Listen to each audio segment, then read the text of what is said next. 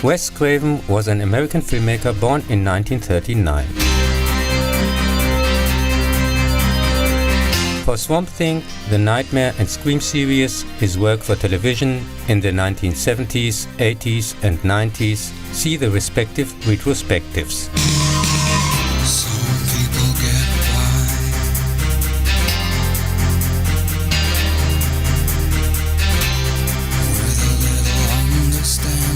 2005, a brother and his sister are cursed in the same named US horror and slowly turn into werewolves themselves after a car accident and subsequent werewolf attack, in which the other driver is killed, whereby the comic collecting nerd accepts the physical changes relatively quickly and uses them to his advantage, precisely to pick up his chick, defeating a competitor who constantly makes gay remarks in sports, who then comes out gay, doesn't leave his side and ends up bringing him his girlfriend, while the sister doesn't want to accept the change and ignores it for the first hour. Some people get by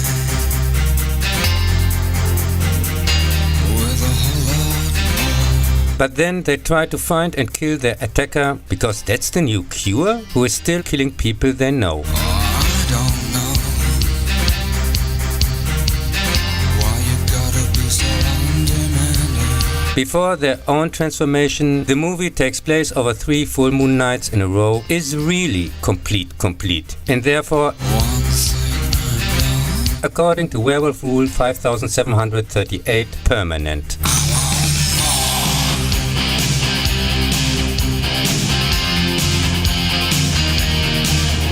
This junk made of teen horror set pieces, Mayfly Kevin Williamson can obviously only clone his Scream scripts in worse, with horrible background noise, just what passed for a song at the time, and partially cheap looking computer wolves, rightly got throughout negative feedback. He shamelessly borrows from real innovations of the classic werewolf theme.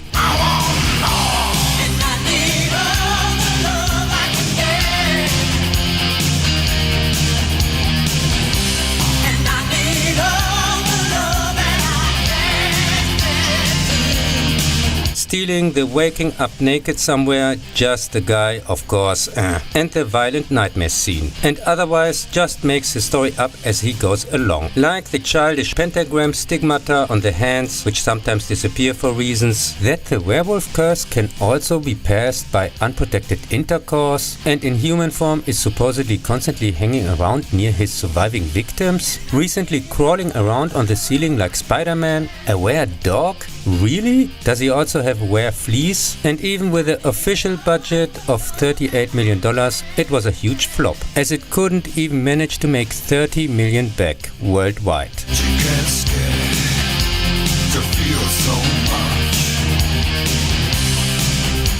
to let somebody touch you. Here we have another case where the production itself and everything surrounding it is much more entertaining than the poor result. It was actually supposed to be released in 2003, but thanks to studio interference was shortly before completion rewritten. So hot, so cold, so far, so out of control. Hard to come by, but harder to hold. Among other things, 3 attacked strangers who then slowly transform become 2 siblings, and the now invisible third, precisely Skeet Ulrich, who even promoted on talk shows, probably ekes out his existence on the cutting room floor. It is estimated this more than doubled the unofficial costs. According to Craven, 70% of the movie had to be reshot.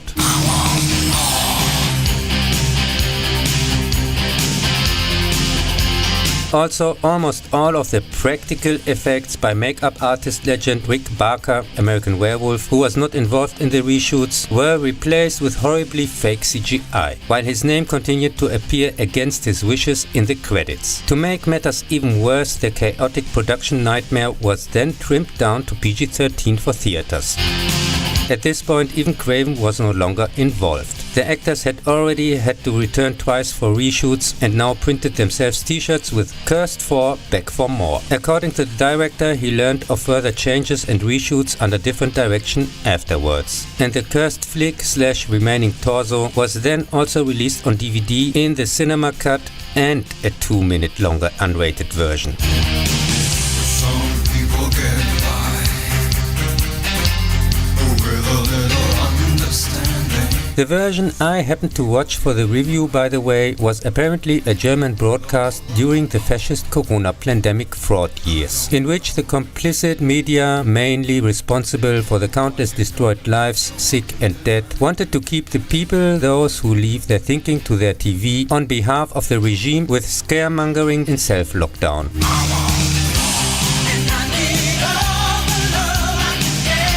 Since the movie constantly reminds me Goebbels style with a call sign in the left corner, and this is no joke, I'm supposed to stay at home and watch TV.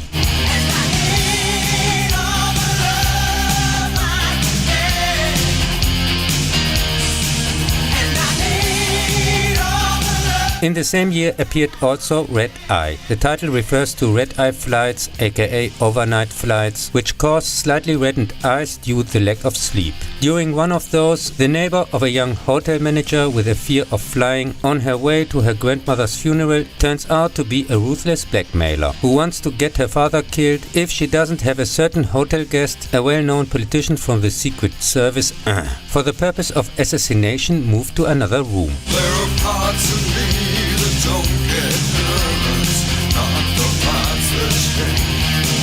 You won't get what you deserve.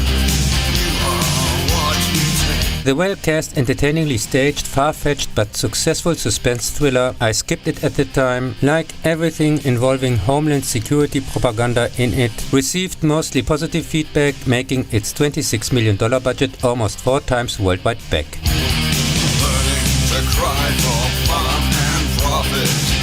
I'm not done yet. $1,000 on the English zloty. Anything I can get. Some people get by. 2010's My Soul to Take tells the local small-town legend of the seemingly unbreakable schizophrenic serial killer's vow, who is called Abel Plenkov, to come back and kill the 7 children born on the night he supposedly died. His body was never found.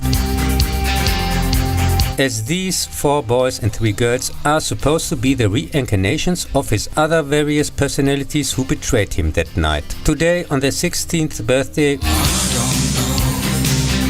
we follow Buck, one of these so-called Riverton 7, who has been plagued by nightmares all his life, in between seemingly taking on the personalities / abilities of the others, and learns that Plenkov was his father, while the others, except for his best friend Alex, are now being killed one by one by a mysterious giant in disguise.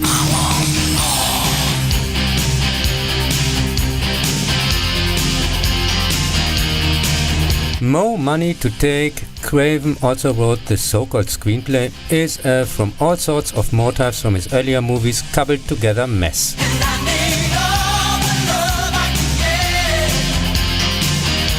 The multiple personalities are, according to the Haitian officer, supposed to be souls. See The Serpent and the Rainbow.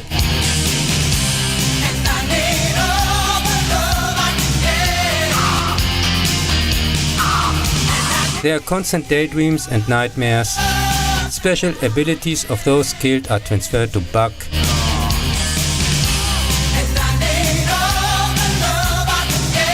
A killer magically returns after death, possessing other people. See Shocker. Teenagers suspect each other, and in the end it is actually one of them. See Scream, etc.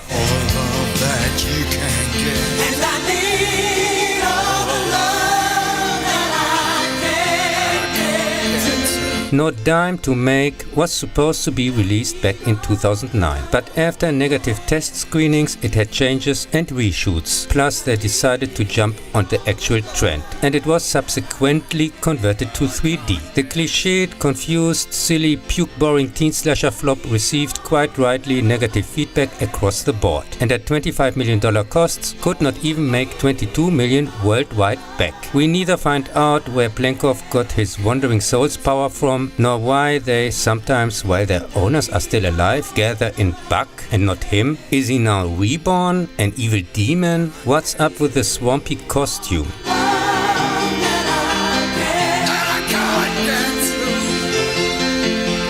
The resolution also makes no sense at all, since the alleged killer is with Alex, clearly much smaller than the person we are shown the whole time during the murders. Has he shrunk or what? That's what we call cheating, plain and simple.